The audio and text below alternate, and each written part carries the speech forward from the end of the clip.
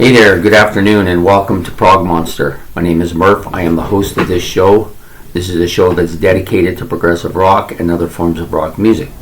So we're back on day 26 with our series, Progressive Rock Bands from the 1980s, December 26th. So I apologize up front. I know that this is supposed to come out at 8 o'clock. It didn't. As you might imagine, Christmas is kind of a busy time with stuff going on, and I just didn't get a chance to, sorry, this is irritating my foot. I didn't get a chance to actually do this video last night, so I'm doing it now. It's later in the afternoon. I apologize for that, but it's still going to come out on the same day. So basically, in this series, for those of you who have been following it, you know that we are doing one album per day, per group. Progressive rock albums that I haven't heard before that came out in the 1980s is basically what this is about. It involves bands that I've had lots of music with, bands like Jethro Tull I've listened to a lot of, but perhaps I haven't listened to a particular album. Bands that I've had some of their stuff, but not all of their stuff, so I haven't listened to everything they've done, but I've listened to some of the stuff, but not this particular album. Bands that I've heard of and wanted to listen to, but had never gotten into the position where I was doing that. And lastly, bands I've never heard of, don't know anything about, and have never heard before. And so what we're doing is I'm listening to them and giving a kind of one-time listening to feel here. And today's album is by Adrian Belew. It's called Desire Caught My Tail. Now, for those of you who have heard of Adrian Belew, and I had, sorry, it's not Belew, it's Belew. Sorry, just a bad pronunciation on my part. Anyways, he was mostly known for his work with the progressive rock band King Crimson, one of the longest serving members. I think only Robert Fripp was on more than he was. He also did some work with Talking Heads and some of his own. He has quite a few solo albums of his own. So I chose, I think he has 4 during the 80s, and I chose this one. And I think it's primarily because it's an instrumental, and I know you're going to say, well, Murph, you don't like instrumentals. You've said that in the past, and that is true, but I'm not a big fan of Adrian Belew's vocals. So getting an instrumental here might not be such a bad idea. I know that's not a really nice thing to say. They're not bad. They just, I kind of like the range that Greg Lake and, why can't I remember his name? Anyways, the range that Greg Lake was in, I kind of like that. So this is a bit different for me. So anyways, we have 8 tracks on this album. So a little bit about the album. Okay, so it's basically, like I've already said, it's an instrumental. He is the only participant on the album. He does all the instrumentation here. And there's quite a bit of sax noise. There's quite a bit of percussion on here. There's a lot of woodwind instruments and some knick-knack noises. That's what I call them, little bells and chimes and stuff like that. So the percussion part he is quite familiar with. He's also a really good guitar player, and synthesizers, he does a lot. So most of these noises I think are probably synthetic synthesizer noises. So having that in mind, it's going to be pretty much dominant, and has turned out to be pretty much dominated by synthesizers and percussion stuff. So being a drummer myself and enjoying percussion noises, I thought, okay, so this might be the better way to go. I have to tell you, overall, I'm really somewhat enthusiastic about this album. It's a little bit noisy and has a fair bit of distortion on it in different periods during the length of the 8 songs. Some distortion I don't mind some distortion, but there's some distortion that goes into the range that I don't like, which is high screeching noises. That kind of doesn't sit well with me. I don't really care for that, and there's a little bit of that here. There's also some discontinuity in the music. I don't think the album flows very well. From track to track, it doesn't seem to have any kind of continuity, in my opinion.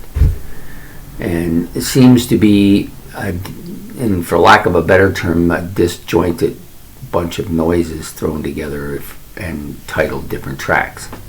There are some continuity. There is some rhythm and some musical overtones on some of the songs, but not all of them. Some of them, to me, are just racket. And I'm sorry if that is offensive to people who like Adrian Belew. I think he's a talented individual, but this particular album, not so impressed with it. I would say the first half of the album, and because this came out in '86, it was originally done on vinyl. I'd say the side one of the album is okay. It's good. Side two, no, it's not passing at all. So we'll do side one first. Okay, it starts out with the first song, which is Tango Zebra. And you look at all the titles of these tracks, they really don't have any.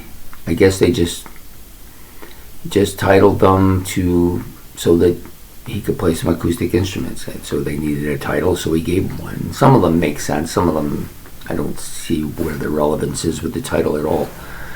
Okay, so the first song, Tango Zebra, some acoustic guitar bits at the beginning. Yeah, not bad. Some pretty interesting noises, I think. Nice keys and synthesizers here, and percussion noises mixed together. Some more intermittent key acoustic bits. So what it does is it does this acoustic bit at the beginning with some kind of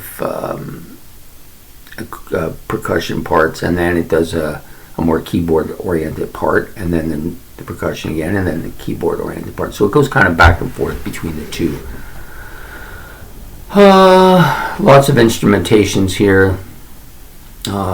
Lots of synthesizers and lots of percussion noises, which is what you expect from a guy who is gifted in all these areas. Song isn't too bad. It does have kind of a structure to it, so yeah, I didn't mind it. Second song, Laughing Man. I like this a little bit better. Some nice synthesizer.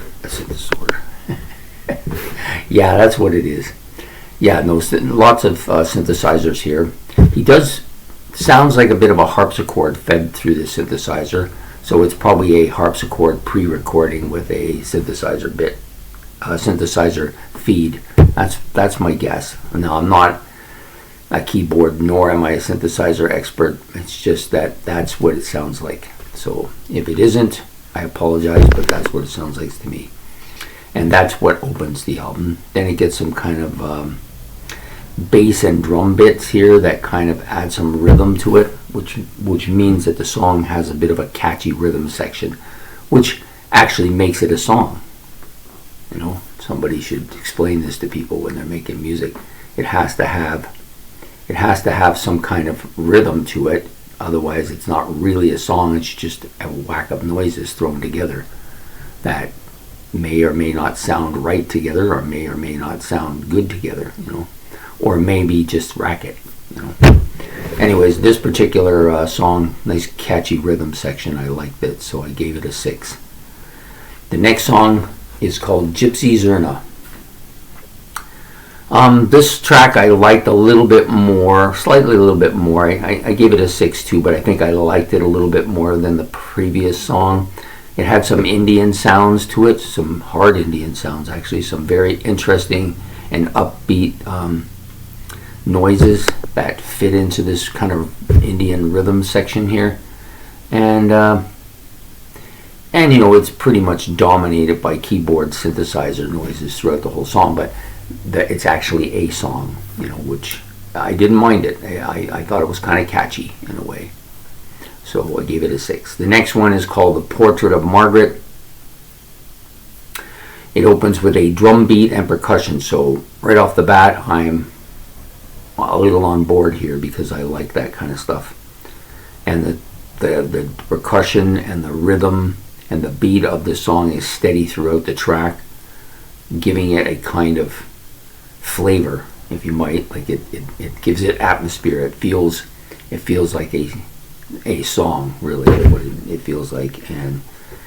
But there's a little bit of too much screeching, a little bit of screeching on this song. Some synthesizer, why do I keep wanting to say that? Some synthesizer noises that are not too bad. They're a little bit distorted, but not too bad. So there's not too much of it here, and the beat is real catchy. So gave this song a 6.2. Probably liked it a little bit less than the previous two, but it wasn't too bad. So that's the end of side one. At this point, I'm thinking, it's not too bad. It's not too bad. It goes downhill from here, I'm afraid to tell you. So then the first song on the next side is called Beach Creatures. And so I figured it'll be a lot of noises that kind of sound like creatures on the beach.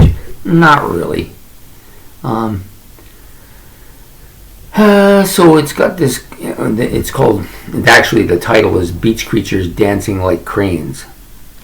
I'm wondering what the hell that means. So maybe it's just his interpretation of the noises, what he hears when he listens to them. That's my guess. Some heavy synthesizer opening with both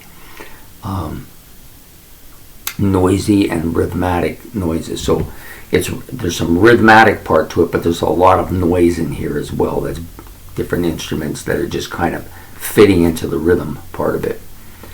It's more acoustic and Indian bits for the second part. So it kind of has this first part. This is the way the song sounds to me. Has this little tongue-tied today. This first part that is heavy synthesizer with some real rhythmic noises that add little noises in here, and then that changes pretty much drastically into a more acoustic sound with some Indian noises in there, and that's the second part of the song. So they're not really well. The two parts are structured well, but there's not really, the joining part kind of is discontinuity. There's not a discontinuity here. It doesn't really, it's kind of abrupt in some ways, you know. Anyways, I gave this song a 5 just because I liked the rhythmic parts that he created with the synthesizer noises. I like that. Then it goes really downhill after this. So I don't even like the last 3 songs. It was difficult to listen to them. In the case of a couple of them, the number 7 song, I'm not even sure the word song really applies here. So anyways, the next track, if we're going to stick with the word track here because that's what it is, At the Seaside Cafe. That's the name of it. So it has a kind of a mellow organ opening, which I liked, and then some percussion bits thrown in there. But it's an irregular beat. It's kind of not really a beat. It's just some noise that kind of flows, and then some different noise that kind of flows. It's kind of up and down, but not in any kind of regular fashion. So to me, it's just, it sounds like people just tuning up their instruments and practicing, and some of them are getting it and some of them are not quite getting it. Is that harsh? Probably, but that's what it sounds like. I gave this song a 3 and I don't want to spend too much time on it. The next song, Guernica. Didn't like it at all. Don't like the track at all. There's nothing about it I like, but I will tell you, it's got a spacey kind of synthesizer opening. It sounds like an out-of-tune guitar bit. And it's very distorted. Like the guitar is very distorted. Now, I don't mind distorted, but out-of-tune guitar distortion isn't really my thing. Okay, some very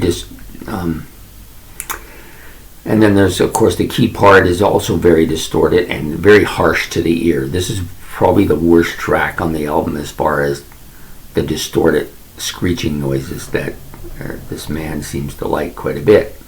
But this one takes it to the top of the mountain. I gave this a 2, and I think I was being generous. There we go. So the last track, and I'm happy to say it's the last track, is Z. some hollow synthesizer bits here with some with some guitar bits thrown in there. I don't really know where it was going. A lot of walking noises with this particular track bits, and then the walking noises kind of ebb, and then there's some door openings and some more guitar bits here, and then some more voices and percussion bits and some synthesizer. And the voices, there's one part where there's a woman talking. I'm not sure where that fits in here, and then there's just some laughing, so I'm not really sure. And then the laughing doesn't seem to fit with the voices, if that makes any sense. Like, I think the laughing bit actually came first. It just was laughing, and then there was some talking, and so there doesn't seem to be any kind of connection between the two here. There may be, but I'm not seeing it. And then it ends with a kind of mellow guitar bit that just kind of drifts away. And to be honest with you, that was the best part of the song, because it drifted away. I know I've been harsh on this particular album, and I'm sorry, but I don't see the relevance of some of the stuff he's done.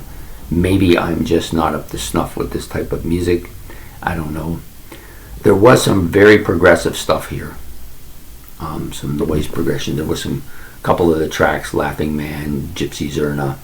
I thought there was some real nice play with the way in which he structured it. So the man has talent to do that. But this last part of the album, if I'd stopped after the first side of the album, I probably would have been nicer. But second side of the album to me is just him practicing different instruments and making all kinds of racket. So that's it for this album. I hope you liked it. I didn't, but I hope you did. If you did, please like and subscribe. It's much appreciated. This will come out immediately after I upload it, because it was supposed to come out at 8 o'clock. And then the rest of the series will continue pretty much at 8 o'clock each morning until all is done. It's just this one particular day, being Christmas and all. Lots of things happen that you're not prepared for. And I had a few of those yesterday, and it was a pleasant experience, but it just took away from doing this. So anyways, I hope you enjoy this. So please like and subscribe, as I asked, and I appreciate it a lot. And we will see you again tomorrow with another one. So, and actually we will see you again tonight with the look back at a classic rock album. I won't forget that one. So anyways, you have a good day, and Merry Christmas to all of you. Bye.